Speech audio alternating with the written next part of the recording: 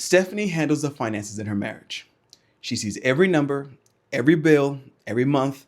The credit card creeps a little bit higher. And when she brings it up, Chris says it's going to be okay. He means it. He's a good husband. Every money conversation ends the same way. She raises the alarm, and then he just reassures her. Nothing actually changes.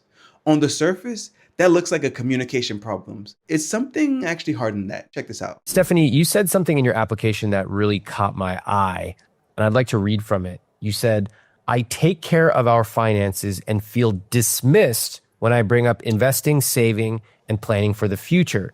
He feels like it will all work out. I get overwhelmed.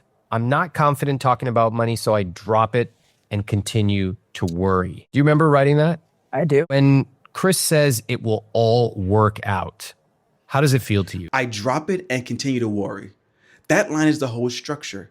She raises the problem. He says not to worry, so she drops it. And then she carries it alone until the next time she can't. And Remit named Chris an ignorant reassurer.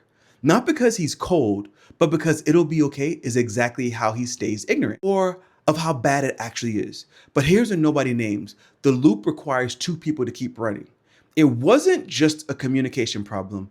It was actually a system. Check this out. I'm not sure we do. I think we have the same conversation over and over. What's that conversation go like? The credit cards are creeping up.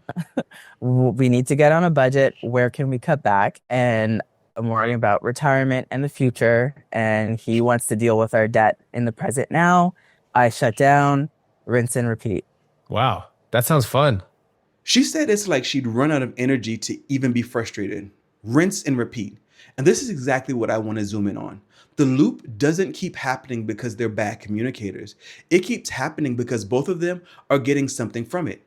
She gets to flag the problem without having to force the reckoning. He gets to feel like a good husband without having to look. And the money does what money always does when nobody really looks at it. It gets worse. Hold on. Stephanie, what's going on? It's okay. Take your time. We're in no rush. I want to hear from you. Feel guilty, feel stupid. They deserve better. Your kids. Absolutely. I'm mad at myself. Do you deserve better? Yes, I do. Did you see that? Remit didn't say it's going to be okay. He stayed there while she cried. And Chris, who spent years trying to make her stop worrying, got to watch someone else refuse to do that.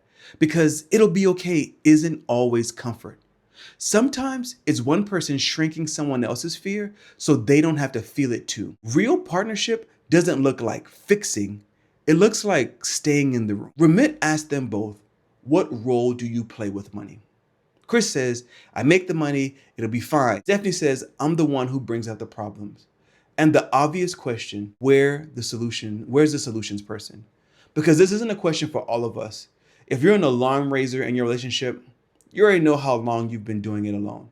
And if you're the reassurer, exactly how long you've been hoping that was enough. Both people are half of something that isn't working. Both people are waiting for the other to go first. At the end, Stephanie named it plainly. They have been using each other as the excuse for inaction.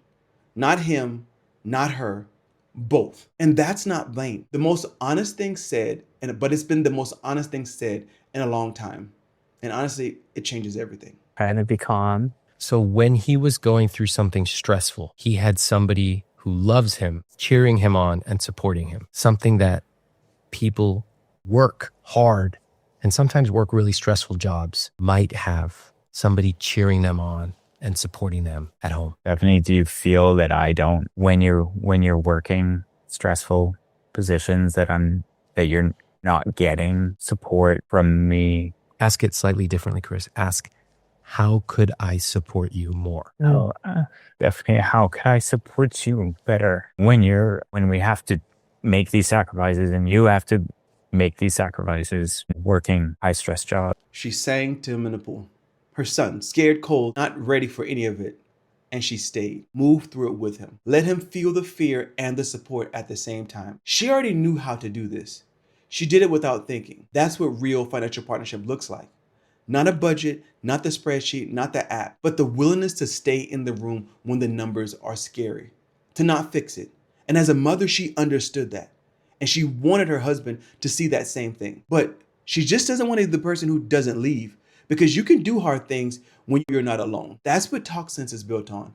The conversation that has to happen first before any tool can do anything. Talk first, tools later. Talk sense.